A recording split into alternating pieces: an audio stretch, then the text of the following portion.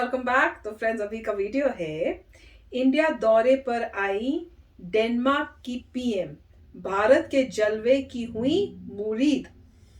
देखते हैं, बड़ा अच्छा वीडियो लग रहा है। तो वीडियो शुरू करते हैं। पर वीडियो शुरू करने से पहले अगर आप चैनल पर नए हो और आपने अभी तक सब्सक्राइब नहीं किया तो जल्दी से पहले सब्सक्राइब के बटन और बेल आइकन को क्लिक कर लो ताकि आपको हमारे सारे न्यू वीडियोस के नोटिफिकेशन मिल जाए जैसे हम अपलोड करें। अगर आपको वीडियो पसंद आता है प्लीज लाइक एंड शेयर। चलिए शुरू करते हैं।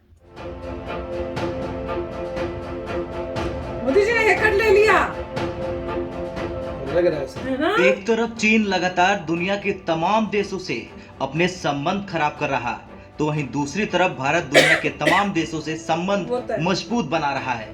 इसी कड़ी में भारत के प्रधानमंत्री नरेंद्र मोदी ने डेनमार्क की पीएम मेटे फ्रेडरिक्सन से हैदराबाद हाउस में मुलाकात की। इस दौरान दोनों नेताओं ने नवीन और नवीकरण ऊर्जा, कारोबार, निवेश के साथ द्विपक्षीय संबंधों के हर तरह के आयामों पर बातचीत की। दरअसल डेनमार्क की पीएम इन दिनों 3 दिन की यात्रा पर दिल्ली पहुंची हैं। यहाँ उनका स्वागत विदेश राज्य मंत्री मीनाक्षी लेखी ने किया। पीएम मोदी ने डेनमार्क के साथ रिश्ते मजबूत करने के लिए क्या कुछ कहा, जरा आप भी सुनिए। प्रसन्नता है कि आज एक नए सिलसिले की शुरुआत डेनमार्क के प्रधानमंत्री की यात्रा से हो रही है।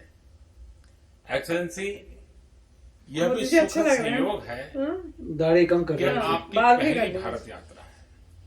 आपके साथ आए सभी डेनिश डेलीगेट्स और बिजनेस लीडर्स का भी मैं स्वागत करता हूं। फ्रेंड्स, आज की हमारी मुलाकात भले ही पहली रूबरू मुलाकात थी, लेकिन कोरोना कालखंड में भी भारत और डेनमार्क के बीच संपर्क और सहयोग की गति बरकरार रही थी।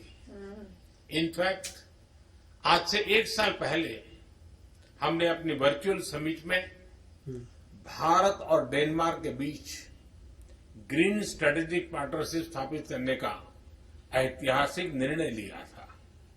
यह हम दोनों देशों की दूरगामी सोच और पर्यावरण के प्रति सम्मान का प्रतीक है।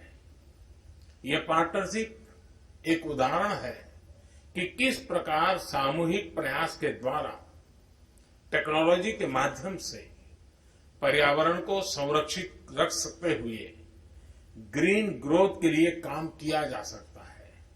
आज हमने इस साझेदारी के अंतर्गत हुई प्रगति को रिव्यू भी किया और आने वाले समय में क्लाइमेट चेंज के विषय पर सहयोग बढ़ाने के लिए अपनी प्रतिबद्धता को भी दोहराया।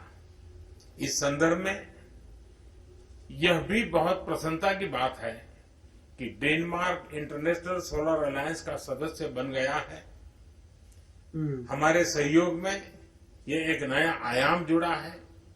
फ्रेंड्स, डेनिश कंपनियों के लिए भारत नया नहीं है। Energy, food processing, logistics, infrastructure, machinery, software आदि अनेक क्षेत्रों में डेनिश कंपनियां लंबे समय से भारत में काम कर रही है। उन्होंने न सिर्फ मेक इन इंडिया बल्कि make in India for the world को सफल बनाने में योगदान दिया है। और भी बढ़िया।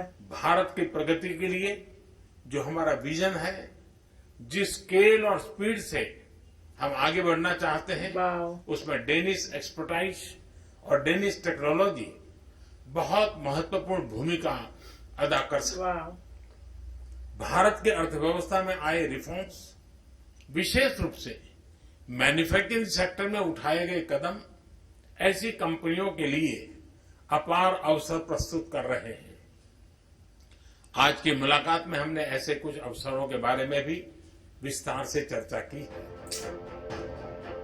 तो वहीं विदेश मंत्रालय के प्रवक्ता अरिंदम बागची ने पीएम मोदी और डेनमार्क की पीएम की फोटो को साथ में साझा करते हुए ट्वीट करते हुए लिखा कि भारत और डेनमार्क के बीच हरित सामरिक गठजोड़ को आगे बढ़ाते हुए प्रधानमंत्री नरेंद्र मोदी ने डेनमार्क की पीएम मेटे फ्रेडरिक्सन का द्विपक्षीय संवाद के लिए स्वागत किया।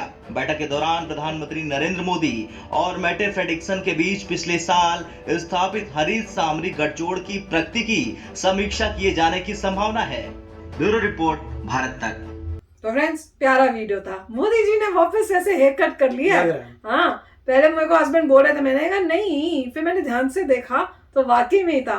उन्होंने पीछे से भी बाल काट लिए, क्योंकि जब मैंने देखा था कि जो बाइडेन के पास वहां गए थे तब बाल थोड़े पीछे वाले भी बड़े थे।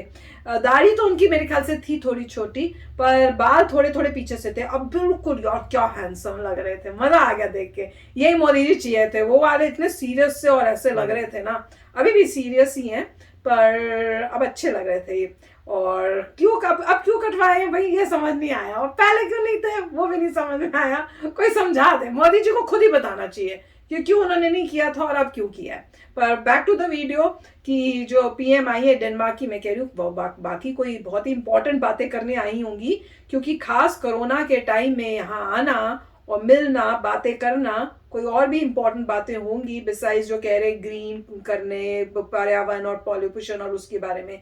और कुछ सोलर की भी इन्होंने बात की है कि उन्होंने भी ज्वाइन किया है, तो काफी अच्छा लग रहा है। पर मुझे इसमें सबसे अच्छी पता है कौन सी बात लगी है, कि जब उन्होंने बोला मोदी जी ने make in India for the world. अब खाली make in India for India नहीं है, फॉर द वर्ल्ड। पर्पस तो वही है, मजा आ गया कि मैन्युफैक्चरिंग सारी इंडिया में होनी चाहिए। आप बनाइए माल और पूरे वर्ल्ड भर में एक्सपोर्ट करिए। पॉइंट तो ये, वही काम चाइना ने किया था कि चाइना बनाता है, पूरे वर्ल्ड को एक्सपोर्ट करता है, और जो कंपनीज बना रही हैं वो दूसरी हैं। और दूसरी बात जो मेरे को अच्छी लग रही थी वो ये थी कि जिस तरीके से मतलब वो आदर कर रहे थे और उनको नमस्ते, तो मेरे ख्याल से स्टैंडर्ड बन गया पूरी दुनिया में और फिर वो पूरा जैसे रेड कारपेट होता है वो एग्जामिन कर रही हैं आर्म्ड फोर्सेस को। और ने ये भी कहा था कि डेनिश लोगों की जो कंपनीज हैं कितने समय से इंडिया में है, वो भी ट्रू। तो बहुत अच्छी बात है कि स्पेशली यूरोप से कोई आ रहा है। और सोलर में कह रहे हैं कि उन्होंने पार्ट लिया, क्योंकि इंडिया जो है सबसे बड़े एक यूनिट बना रहा है, सबसे बड़ा आप कह सकते हैं कि एक ऑर्गेनाइजेशन बना रहे हैं जो चाहते हैं कि पूरे वर्ल्ड में हम सोलर अपनी इलेक्ट्रिसिटी भेजेंगे। और लार्जेस्ट सोलर फार्म भी मेरे ख्याल से इंडिया में ही है। तो लार्जेस्ट सोलर फार्म और साथ में अलायंस पूरे वर्ल्ड की उसमें सोलर करें। और स्पेशली हम चाहते हैं कि जो भी इक्वेटर के पास देश हैं जिनमें ज़बरदस्त धूप आती है, वहाँ पर डेफिनेटली पूरी ऐसी कोई सोलर बेल्ट बन जाए जिससे पूरे अर्थ को एनर्जी मिल सके। तो उसमें इंडिया ने ये स्टार्ट किया था प्रोजेक्ट, तो उसीलिए मेरे ख्याल से वो कह रहे हैं कि जो भी आ रहे हैं उसको पहले बोलते होंगे भैया पहले तो इसमें साइन अप करो, जिससे तुम भी सोलर जो जनरेट करोगे वो भी हम पूरे कंबाइन करके पूरे वर्ल्ड में देंगे। तो ये कॉन्सेप्ट बहुत ही अच्छा है कि इक्वेटर के पास एक बेल्ट बने पूरी सोलर की, और उससे जितनी भी एनर्जी आती है पूरी अर्थ में जाए, और उससे आपको रिन्यूएबल एनर्जी मिल रही है, कोई प्रॉब्लम नहीं है। तो काफी अच्छा वीडियो था। यस फ्रेंड्स, मजा आया।